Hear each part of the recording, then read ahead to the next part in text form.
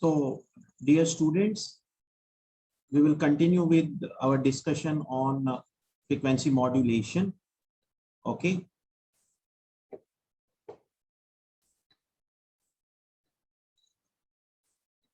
So in yesterday's class, we had talked about the generation of frequency modulated signal. And I told you that the main requirement while generating FM is the voltage variable output frequency. And we had discussed how do we generate this voltage variable output frequency. Okay, and this voltage variable output frequency can be generated with the help of voltage variable reactance. And this voltage variable reactance is placed across tank circuit, which is nothing but an LC oscillator circuit. So your LC oscillator circuit in original gives us the carrier frequency. And when we connect our variable reactance along with tank circuit, some variation is induced into that.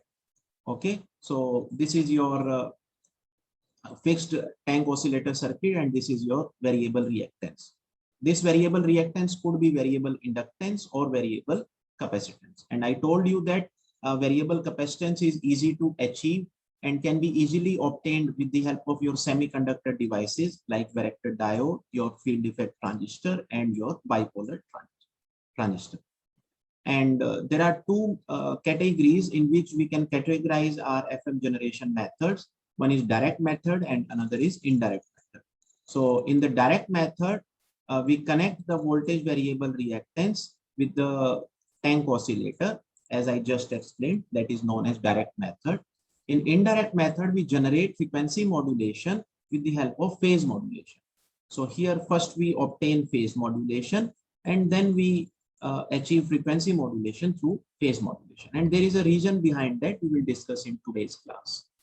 That is your indirect. Next, I had discussed in yesterday's class the basic reactance modulator, which gives us a direct method to generate frequency modulation. And I told you that how do we use field effect transistor to generate voltage variable capacitance. And we know that the transconductance of FET depends on gate bias, and the governing equation of any FET is I equal to GM into VG, where GM is our transconductance. And this transconductance is a voltage variable quantity. Okay, so as your transconductance depends on gate bias or the gate voltage, so we have voltage variable transconductance, and this voltage variable transconductance gives us voltage variable capacitance with the help of a complete circuit. Okay, so you can see here that along with FET, we have connected a capacitor and resistance, and we take the values of R and C in such a way that this entire impedance of this circuit is a voltage variable reactance. And we had seen the mathematical analysis in yesterday's class. And that assumption is that your capacitive reactance, it should be very, very greater than your resistance in the circuit. And we had seen its proof. Next. So these were the few points that we had discussed yesterday. So you can see that your equivalent reactance was a function of transconductance and your resistance and capacitance, which is present in the circuit. So this is your C, this is your R, and this FET gives you transconductance, voltage variable transconductance. Fine. So finally, we had come to this expression that gave us equivalent capacitance. Okay, so this equivalent capacitance was equal to transconductance upon 2 pi Fn, where F is the frequency and N is the number of times your capacitive reactance is higher than your resistance. Okay, in the previous slide, I just told you that this XC must be very, very greater than R. So we take that XC as NR, N times R.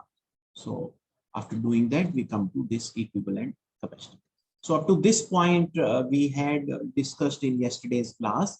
So that was one of the direct methods for your generation of frequency modulated signal using FET. As I told you, we can use BJT, we can use varactor diode. So instead of your FET, you can use BJT. circuit you will find everywhere, either through Google, you can Google it, or in any of the books using BJT.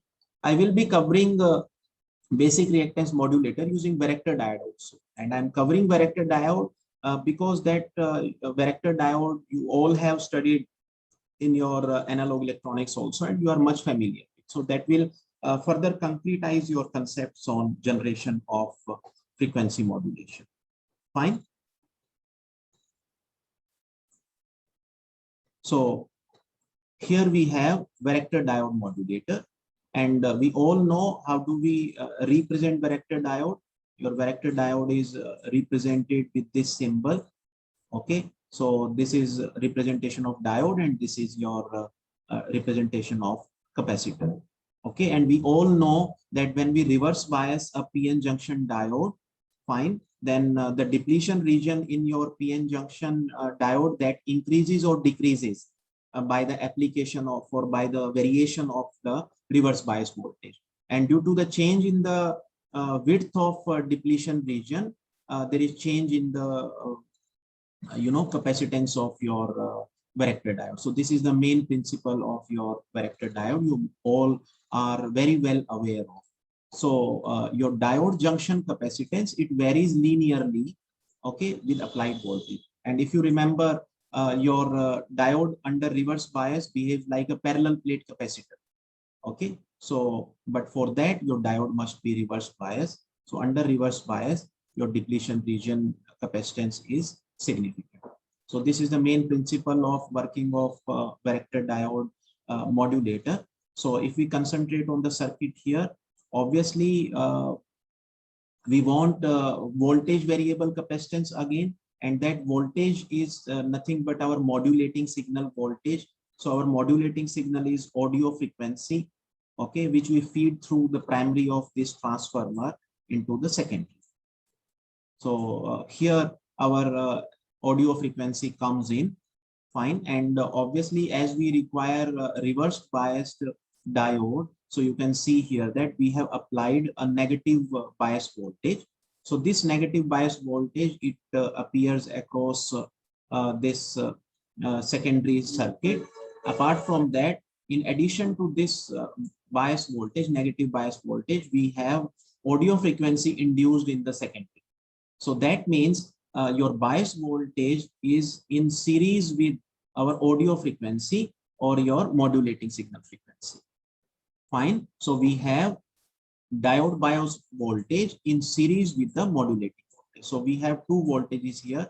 One is the bias voltage VB, and plus your modulating signal. Say it is represented by your small Vm. Fine. And this bias voltage is we are taking as negative. So this is how this series combination of two voltages, it appears across this diode. Fine. And your varactor diode is reverse bias, and since there are variations in your audio frequency modulating signal, so there will be variation in the voltage, reverse voltage across this diode, and we will get the voltage variable reactance. Fine. And finally, like the circuit that we are looking at, this is the reactance modulator. Fine. And we need to connect this reactance modulator circuit to the tank oscillator circuit, the way I have shown you here. So this is our variable reactance. It needs to be connected to tank circuit. So if we do that, finally we get your reactance modulator along with your tank oscillator that gives us frequency modulated signal. So I hope all of you have been able to understand the concept of frequency modulation using direct method. And let me tell you students, these varactor diodes, these are very commonly used circuits in your communication circuits. Okay, and these diodes are used for automatic frequency control. So AFC, in short, we call it as that also. So obviously these varactor diodes helps us in controlling the frequency of the circuit. So this is the common use of varactor diodes in communication circuit. Fine. So that is our direct method of your frequency modulation, signal generation. Next. So we have seen two simple methods of frequency modulation signal generation. One was your basic reactance modulator, and second was your varactor diode. And those were crude form of, you can say, FM signal generation. But practically what we need that our reactance modulator, it must be stabilized. Okay, it must have some automatic frequency control. Students, try to understand one thing. See, this maintaining constant frequency, it is great challenge. We know that with time, with passage of time, with variation in the circuit conditions, your circuit tends to behave in some arbitrary fashion. Because of that, some change in the frequency that we have set to, that change is inevitable. So we want our circuits with feedback of the kind that due to some reason, if there is some variation in the frequency of our modulator circuit, then some correcting voltage is generated, and because of that correcting voltage, our circuit should re-stabilize itself to the original frequency. So we have to create some feedback mechanism, some correcting mechanism that will help us in remove the variations or abruptness introduced in the circuit. Okay, and since I told you that in frequency modulation, it is the frequency of the carrier which carries the information signal. So we cannot afford to allow our carrier frequency to change abruptly. Otherwise, our information content will be distorted. Okay, and let me tell you, you must have heard of this thing, that what is the purpose of oscillator, or what does an oscillator do? So an oscillator, it generates frequency. Okay, and we have talked about one kind of oscillator, say we said LC oscillator. Okay, so here we are generating our frequencies with the help of circuit components, including inductor and capacitor. Fine. So the advantage of LC oscillator is it is very easy to generate the desirable frequency. But the disadvantage of LC oscillator is, one disadvantage is these inductors, they are bulky. Okay. Another thing is, the frequency these LC circuits generate, that frequency tends to change. Okay, so those LC oscillators, they are not very stable. Okay, after you can say small duration, or after some time, the frequency that we have set LC oscillator to, that frequency itself will change. Okay, so we need such oscillators which have stability, great stability, and one such example is crystal oscillator. I hope all of you have read about piezoelectric crystals, okay, quartz crystal, etc. So these crystal oscillators are those only. So we all know that these crystal oscillators are the natural oscillators, fine, but they are very, very stable. But the disadvantage is that these crystal oscillators cannot be combined with say voltage variable reactance, as we have talked about. We cannot vary them as we want. Okay, so that's why I have written that the oscillator on which reactance modulator operates, they cannot be crystal controlled. Fine. So that's why we need certain methods, the methods which either help us to stabilize the frequency of LC oscillator, or we find some method where we can use crystal oscillator, and simultaneously we are able to use AFC also, automatic frequency control or reactance modulator. So this stabilized reactance modulator is a step in that direction only, where we use crystal oscillator. Okay, but we do not use this crystal oscillator for reactance modulation. We use crystal oscillator to generate a reference frequency. Okay, because it is stable, it will provide us a reference frequency. We will stabilize our reactance modulator circuit in reference to crystal oscillator. So that's what we can do here. So let us concentrate on this block diagram now, so that we are able to understand the concept behind stabilized reactance modulator, which gives us automatic frequency control. Fine. Let us see how does it work. So this master oscillator is our LC oscillator. Fine. Obviously, this master oscillator will be connected with reactance modulator. So this master oscillator will give us carrier frequency. Okay, this reactance modulator will give us voltage variable reactance. And this variable voltage, it has to come from modulating signal voltage, as we all know. So obviously this audio frequency will drive your reactance modulator, and this reactance modulator will be connected to master oscillator. Fine. And the concept that we have studied in today's class as well as in previous class, that will give us frequency modulated signal. This is what we have studied till now.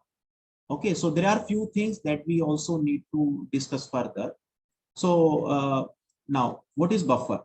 The purpose of buffer is to provide an isolation, okay, between your output, and we want to take some signal out of this FM part. Okay, so buffer gives it isolation. And what is limiter? Limiter means it is actually amplitude limiter. If you remember, if you look at the diagram on the left hand side of your slide, we have frequency modulated signal. Okay, and we know that in FM signal, our carrier remains constant. That is constant. Your carrier amplitude is not allowed to change. Means there is a maximum limit on the amplitude of the carrier. Okay, so we can pass our frequency modulated signal through amplitude limiter, that will remove, you know, if there is any amplitude fluctuation, those amplitude limiter will remove that, and that will not affect our information signal, because our information signal is present in the frequency component, not in the amplitude component. So that is the job of your buffer and limiter. Fine. So now the remaining portion that has been left and that I am encircling now, this remaining portion is our feedback circuit that will help us in achieving the frequency stabilization. Okay, so here you see that we are using crystal oscillator. The main job of crystal oscillator is to provide a reference frequency. Fine, which is very stable because of the use of crystal oscillator. So this reference frequency is our nothing but the original carrier frequency, FC. Though I have shown here F0, but this F0 should be equal to your carrier frequency. And why am I doing that? Because your carrier frequency is our average frequency, okay? And this carrier frequency will have some deviation, plus minus delta. Okay, so your carrier frequency will be varying either in the positive side or in the negative side. And the original carrier frequency is our reference frequency, because on the either side of this carrier frequency, our information signal will be present in the form of frequency changes. So that's why your crystal oscillator provides us the reference carrier frequency. Fine. That is the purpose of using crystal oscillator. Now, see here, the another frequency that we have obtained at the input of mixer is Fs. Fs is your signal frequency, which is coming from the FM signal out. Okay, fine. So you see here that two frequencies we have been able to obtain here. Now, what is mixer?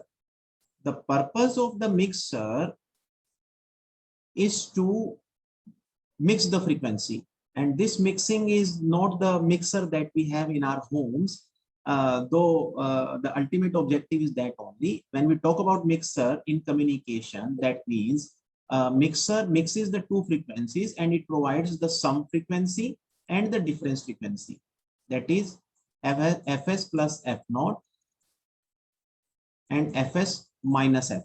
So wherever you come across mixer in your communication circuit, it means it will be mixing the two input frequencies, and at the output we will be getting two frequencies. One is the sum frequency and another is the difference frequency.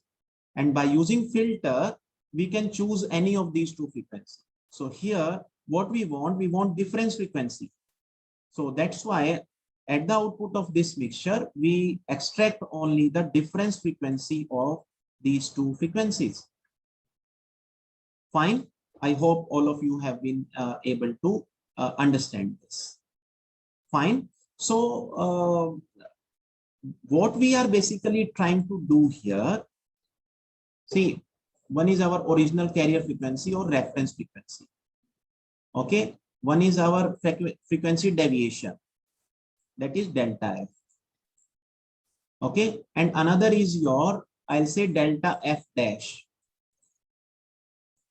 So in our FM circuit, our frequency is changing because of three regions, or your signal is changing in frequency because of three regions.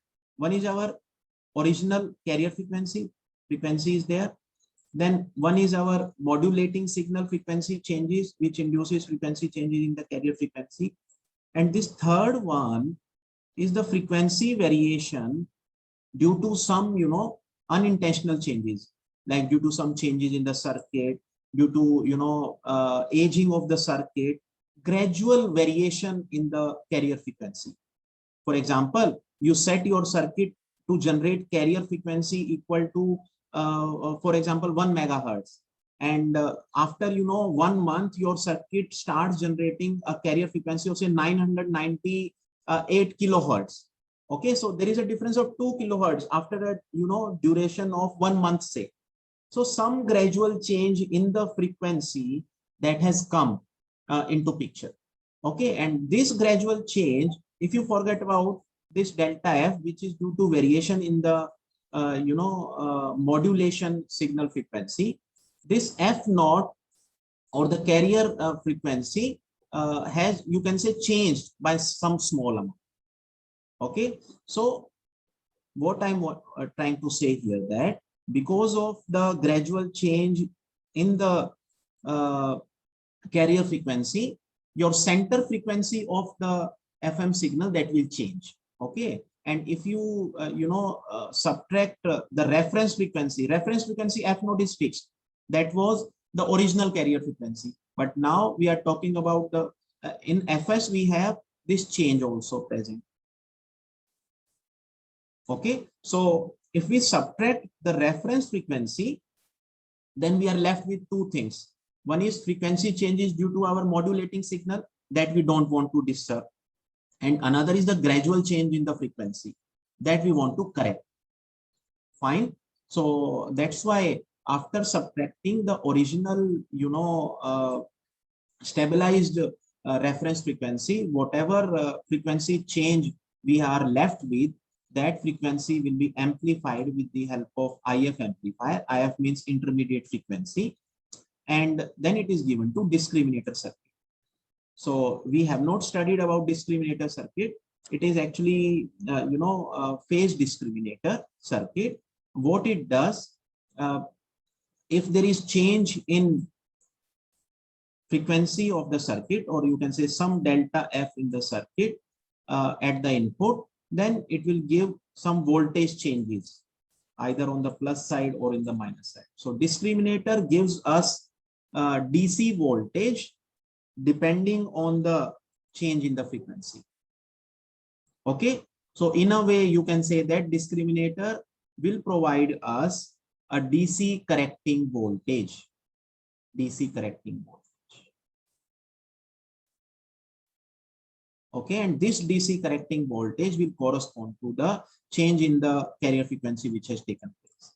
And this correcting voltage will then be applied to reactance modulator. And what is the job of reactance modulator? It is voltage variable reactance.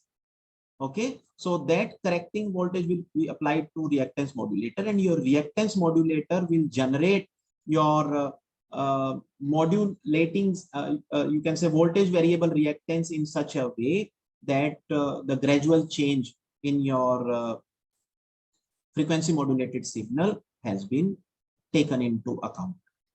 Okay, so this is how a DC correcting voltage has been generated by keeping in reference to the crystal oscillator frequency, and we are able to correct the frequency changes in our circuit. This is known as automatic frequency control, and our reactance modulator is stabilized. Fine. So I hope all of you have been able to understand the concept of stabilized reactance modulator or automatic frequency control. Okay.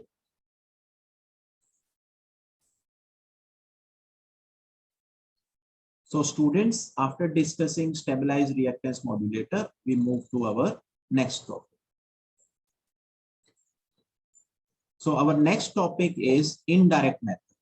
And this method is, very interesting also. And I think you should enjoy understanding this topic. And I told you that what we do in indirect method, we will try to achieve frequency modulation through phase modulation. And this method will help us in further understanding the relationship between your phase modulation and frequency modulation.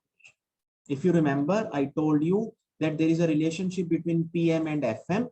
PM and FM, they are related with each other. Simultaneously, there are some differences also. But let me tell you that your phase modulation and frequency modulation, they can be interchangeably used, provided some equalization is done. Okay, so that we will understand here. So the method that we use for generation of FM's frequency modulated signal in indirect way is known as Armstrong method. We also call it as Armstrong method or Armstrong FM system. And I just told you in the previous slide that the stability of LC oscillator, it is a major issue in reactance modulator. So that's why we were required to use crystal oscillator, or we were required to use automatic frequency control. So that issue stands here also. We need to have our LC oscillator stable. Okay, so in case of reactance modulator, we were bound to use LC oscillator.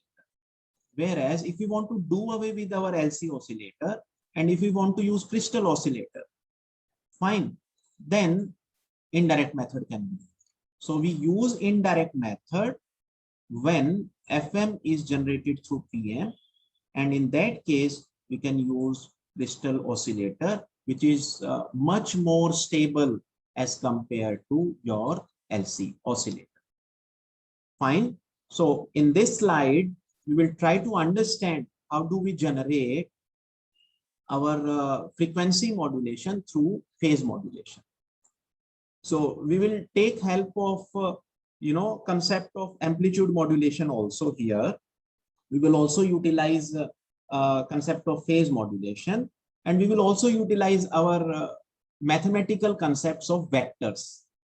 Okay, so here students, though I am saying that we are achieving FM through PM, but we are using a scheme where firstly we are obtaining AM, okay, by using some scheme, then we move to phase modulation, that is PM, and then after that we are using frequency modulation, or we are achieving frequency modulation. Okay, so if you remember, in case of amplitude modulation, we had double sideband full carrier.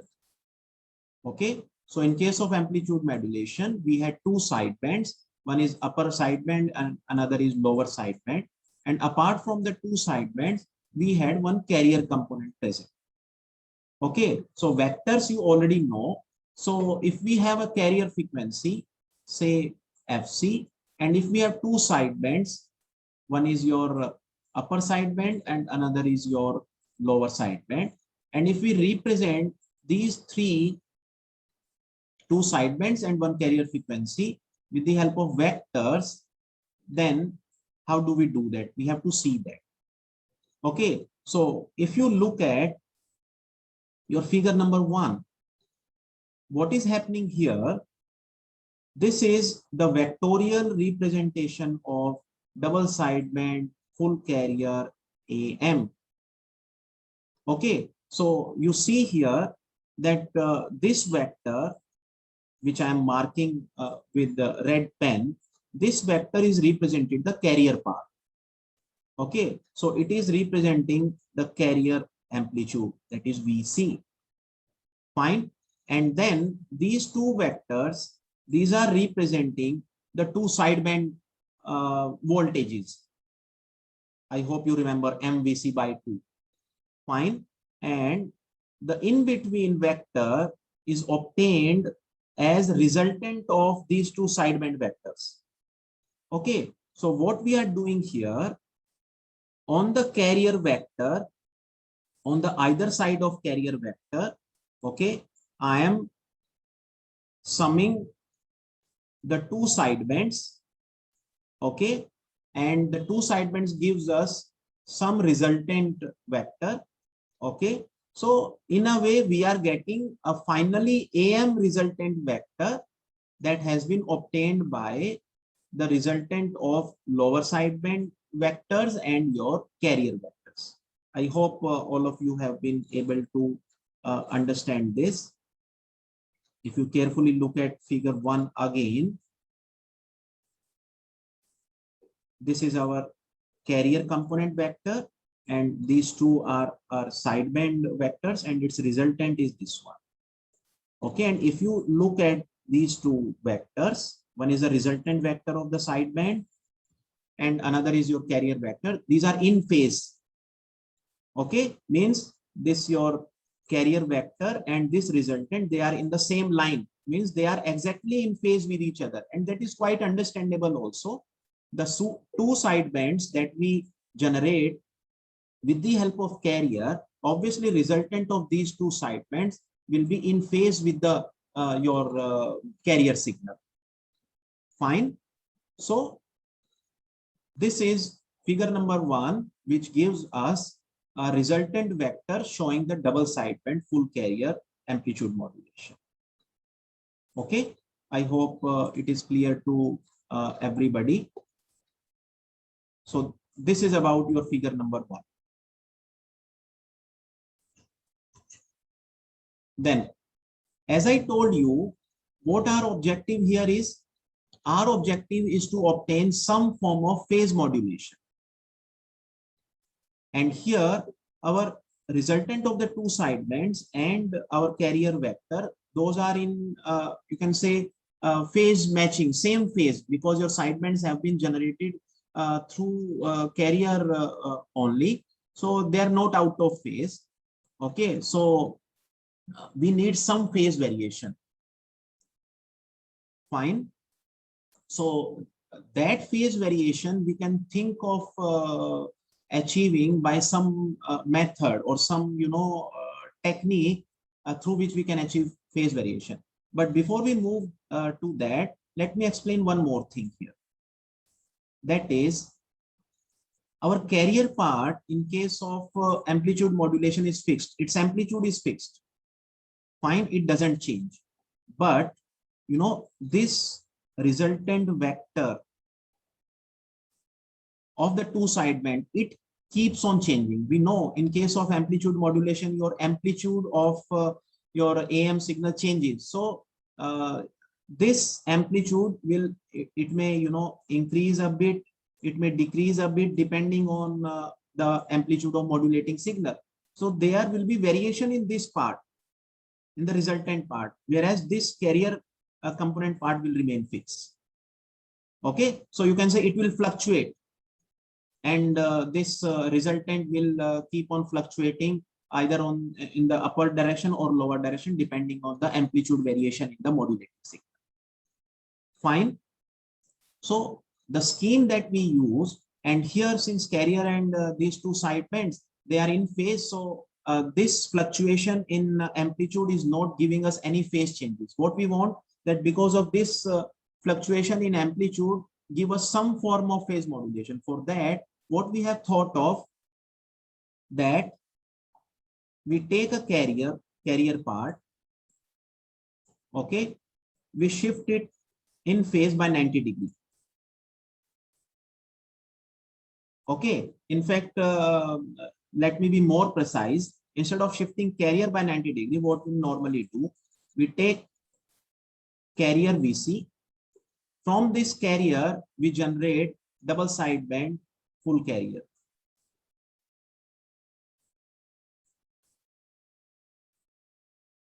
Okay, so after generating double sideband full carrier, we give a 90-degree shift to this AM signal, and this carrier part is original part without any phase shift. And if we add them together, this is what we get in figure number 2. Okay, so what is happening here? This is our original carrier part. This is our double sideband full carrier part, to which we have given 90-degree phase shift, and then we add them together. So obviously, if we show them through vectors, what will be the resultant? The resultant will be this one, the third side of the triangle. Okay, so now you'll be more clear.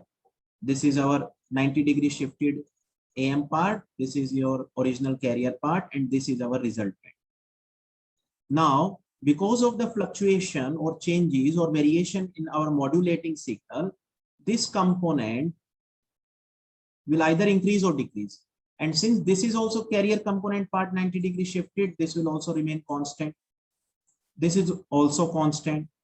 So this part will fluctuate. Either it will increase or it will decrease. Only this part will increase or decrease. Fine. And due to this increase or decrease, what is happening? Say it has increased, the resultant has increased. What will be the resultant? The resultant will be this one. And say now this has decreased.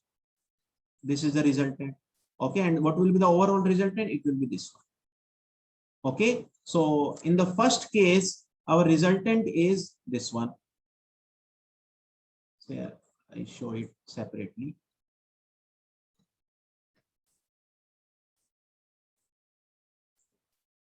In the first case, where my amplitude has increased, this is my resultant vector. Okay, and what is this? This is some phase, say phi. Now, say my amplitude has decreased, and say now this is my result, AM signal.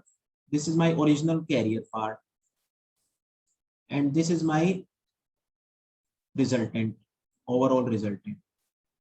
And now this is my phase.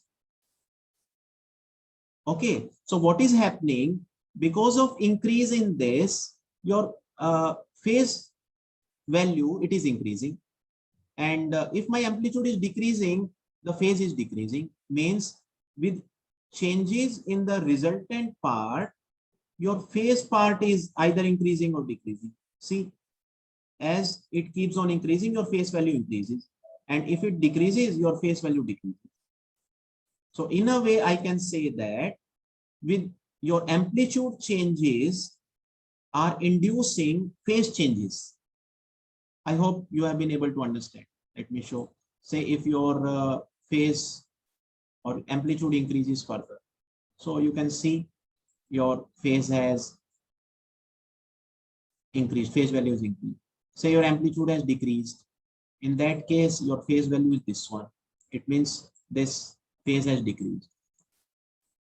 So amplitude changes here are inducing phase changes, which is nothing but our phase modulation. So what we have done with the help of this schematic, we have converted our amplitude changes into phase changes. I hope all of you have been able to understand this. So we are able to introduce phase changes because of amplitude changes here. Say delta V. Okay, and amplitude changes are taking place only in this portion. Okay, so these phase changes are due to this amplitude changes. Then what is the job of this thing? Because these are constant part.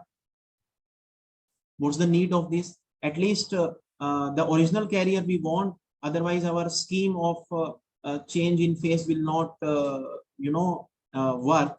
So this portion is extra with us, which is not contributing anywhere. So what we can do, we can think of remove this portion.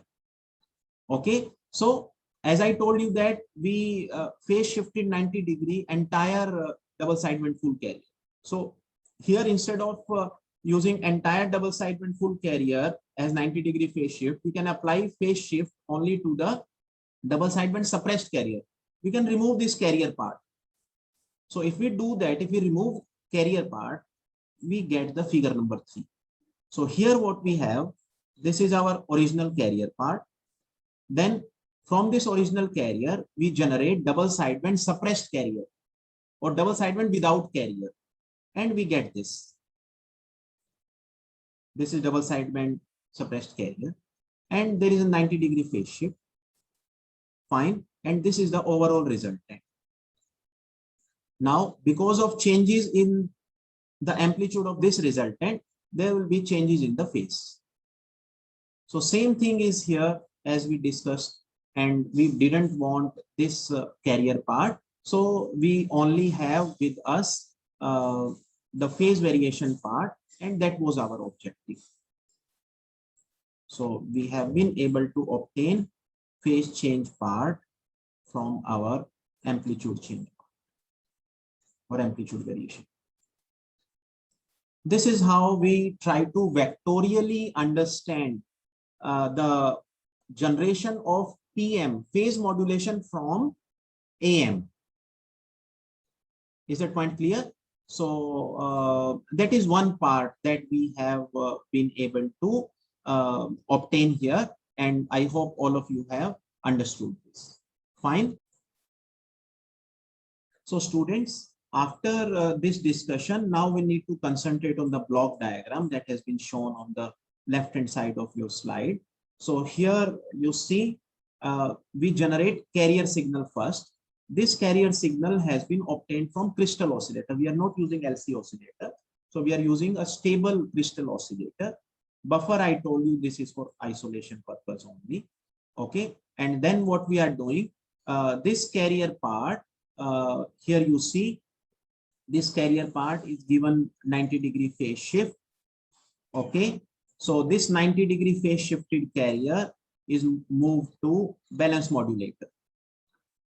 Okay, so actually this 90-degree phase shift carrier as given to balance modulator, and we know that in balance modulator we require two things. One is your carrier signal and another is your modulating signal. Fine. So your modulating signal is nothing but the audio frequency signal which goes to this balance modulator through equalizer. Equalizer, I'll tell you what is the purpose of that. So see, you concentrate on figure number 3. So here what we have one is the carrier part. So this carrier part is combined with double sideband suppressed carrier. Okay, and so what does balance modulator give us? Is it gives us double sideband suppressed carrier from your modulating signal and from your 90-degree phase shifted. Is that fine? So means we have been able to get this part out of this balance modulator, sidebands only. And these sidebands were 90-degree phase shift because of this carrier. Okay, and this original carrier without phase shift has been given to this combining network. And another input to this combining network is sideband. So we are combining the sideband and the original carrier, as a result of which we obtain this one. This is our objective. This is our original carrier, and this is your double sideband suppressed carrier, 90-degree phase shift, and these are to combine together. So when combined, so obviously we will be able to get this resultant part. Is it fine? So this is how my Armstrong FM method works. Okay, so one point, in fact, most of the important points I have covered here. So what we have done, we have converted amplitude changes into phase changes. Or in other words, I should say that I have obtained phase modulation from amplitude modulation. Now my job is to obtain frequency modulation through phase modulation. That is very, very important part. And if you notice, I told you that we need to put some concentration on this part where it is written that we use audio equalizer. Okay, so this audio equalizer will convert our PM signal to the FM signal. Very, very simple and very interesting also. Okay, so just by using equalization, your phase modulated signal will be converted to frequency modulated signal. Okay, so and that is another point which proves that we can correlate your phase modulated signal and phase modulated signal with, you can say, minor difference. Okay, so what is that difference? Now let us look into. If you remember, what was the modulation index of FM signal? Modulation index of FM signal was delta upon FM, and FM was my modulating signal frequency.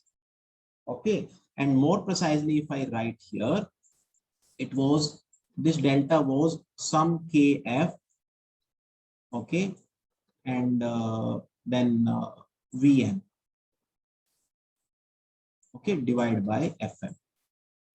And I had told you that it is KVM FC. This was the original thing. Fine. So that was our expression for frequency modulation index. Fine. And what was the modulation index definition for phase modulation? That was simply some KP, okay, multiplied with some VM. Okay, so from this, what do we conclude? That in case of frequency modulation, your modulation index was inversely proportional to the frequency, modulating signal frequency. Whereas in case of phase modulation, your modulation index was only proportional to the modulating signal voltage, and there was no dependence on modulating signal frequency. Okay, or in other words, you can say that the numerator part, in case of both PM and FM, the numerator part is same. This numerator part of the two is same. Whereas the denominator part, in case of PM is 1, whereas in case of FM, it is inversely proportional. Okay, so you need to focus on this point only. And if you are able to understand, then things will be very, very easy. So what I want to say here, that how do we write some sine signal? We write sine signal as sine of omega CT plus phi. Okay, now both phi and your omega c present inside sine. So if there is some change in phi, that change in phase gives change in frequency as well. Some change in frequency gives some change in phi as well, mathematically. Okay, so means your frequency changes and phase changes, they are related with each other.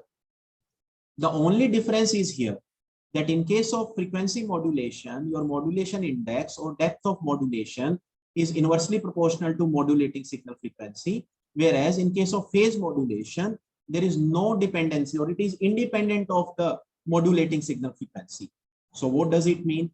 It means that if you do phase modulation of some audio signal, if you do phase modulation of some audio signal, in that case of phase modulation, your modulation index, or you can say depth of modulation, it will depend only on the amplitude, only on the amplitude, not on the frequency. Okay. Whereas if you pass this PM signal through, say, some FM receiver, then what will happen? Because since it was phase modulation, you have passed phase modulated signal through FM receiver, it will receive. But what will happen in PM, there was no dependency on the modulating signal frequency. Whereas your FM receiver will expect some variation with respect to modulating signal frequency. And what is that variation? If your modulating signal frequency is less, is reduced, your modulation index value, okay, it will increase.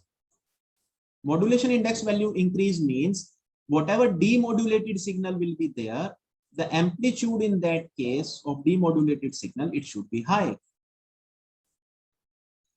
Okay. And if in the demodulated signal, your modulating signal frequency is increased, then your FM receiver will expect that the modulation index will decrease and the resulting amplitude, it should display or it should exhibit lesser amplitude. What I want to say that your FM receiver, it will expect less volume at the high frequency and it will expect high volume at the low frequency, because at low frequency your modulation index in case of FM is high and at high frequency your modulation index is less, and that is the difference. The difference means that if you pass PM signal directly over FM receiver, then obviously you will get the demodulated signal, but your demodulated signal will lack bass. It will not have bass. What is bass? All of you must have heard of bass. Bass means low frequency components. So if you receive PM signal on FM receiver,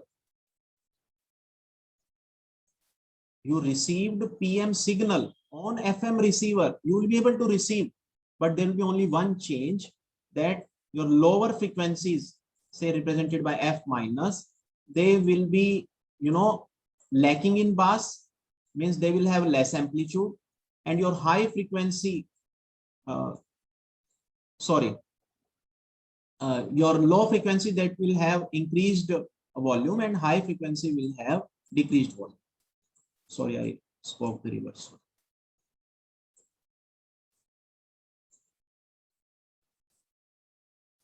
Okay, fine. So it means when you receive PM signal on FM receiver, your low frequencies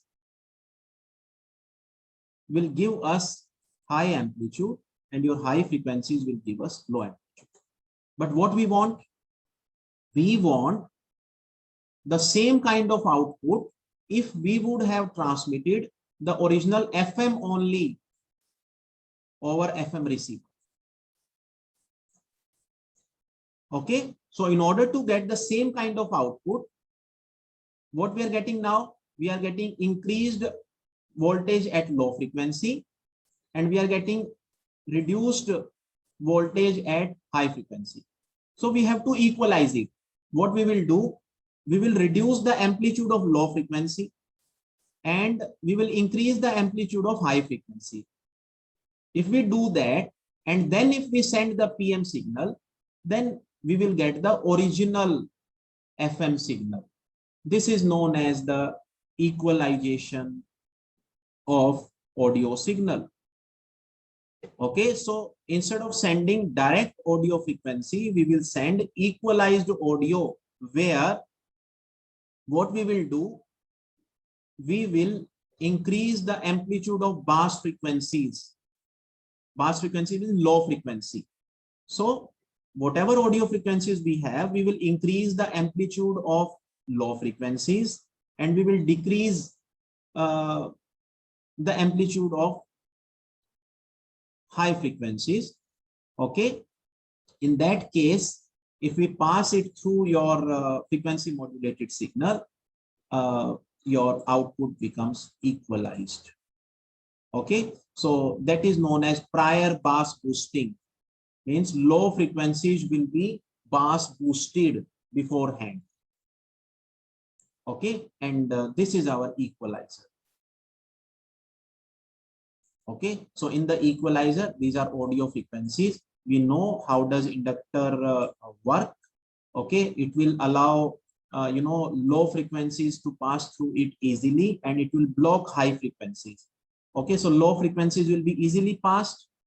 Okay, it means will get large voltage corresponding to low frequencies, means your low frequencies will be Bass boosted, and high frequencies will be blocked, or their amplitude will be reduced. So this is how your equalization takes place.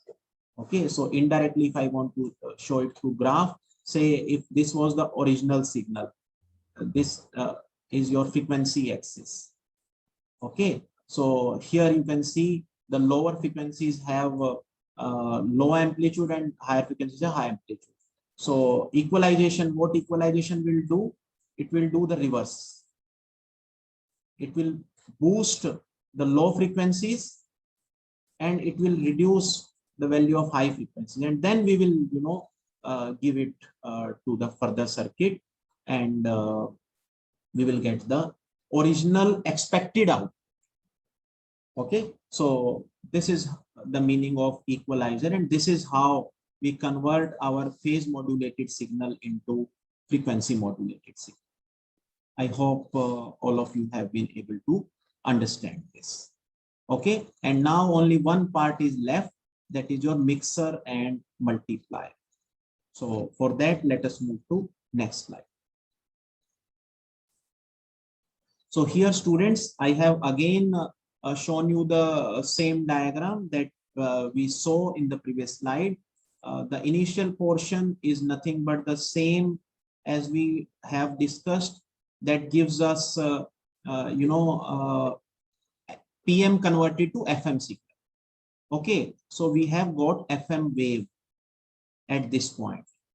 Now, what is the job of this? So here, if you carefully look at, we have two kind of things. One is multipliers and another is mixer.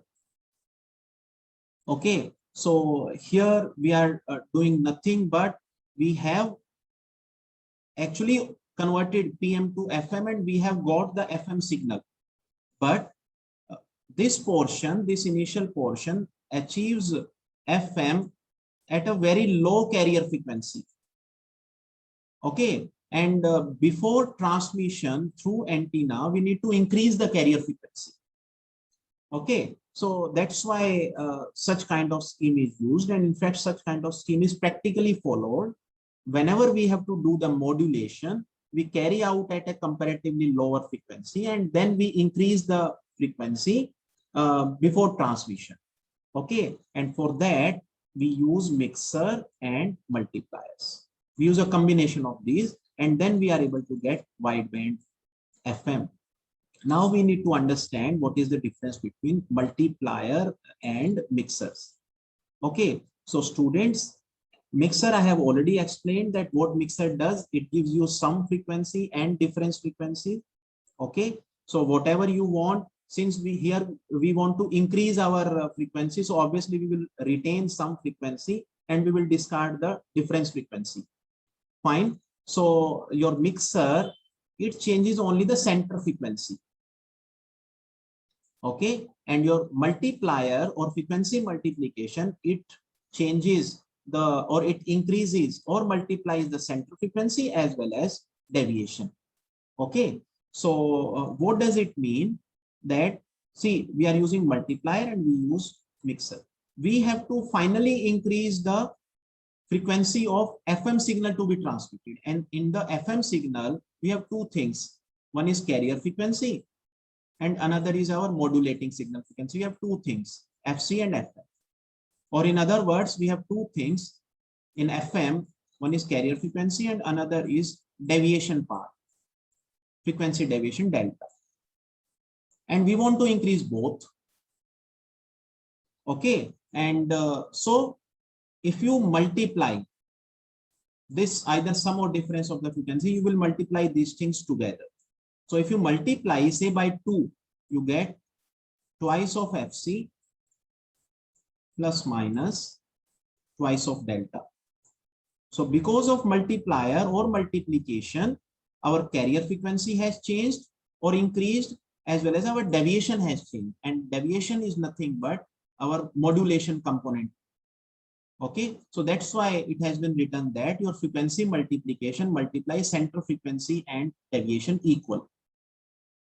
Okay, but apart from increase in deviation and frequency, we sometimes we do not want to increase the deviation part. We do not want to change or touch the modulation component part. We only want to change the carrier frequency. For that we do mixing. Okay, so once we have done the multiplication and now we don't want to change this deviation part, we only want to increase further the carrier frequency. For that we use mixer. And when we mix, say your some frequency will either be added or subtracted, and that say that frequency is F0. This is what we get from mixer. And from mixer, say we retain the positive part. So if we do that, what do we get? We get twice of FC, which was the original part. Then in the original signal, we had twice of F0. And now because of mixer, we have added F0. So if we add F0, we get this. Now what is happening here? Here, since F0 is a fixed frequency, FC is a fixed frequency, means this fixed frequency has been increased. This fixed frequency is nothing but the center frequency, and our modulation component remains same. That is the meaning of mixer. So with the help of mixer or mixing, we change only center frequency. And when we do frequency multiplication, we change center frequency as well as deviation. So we have to manipulate our frequency as well as deviation in such a way that we get the original or the actual center frequency and deviation that we need to transmit from antenna. Okay, after generating the frequency modulated signal at a much lower frequency. So this was our complete discussion on Armstrong FM method, where we generate frequency modulated signal through phase modulated signal. Okay, so students, this is all about today's class. I stop here. Thank you.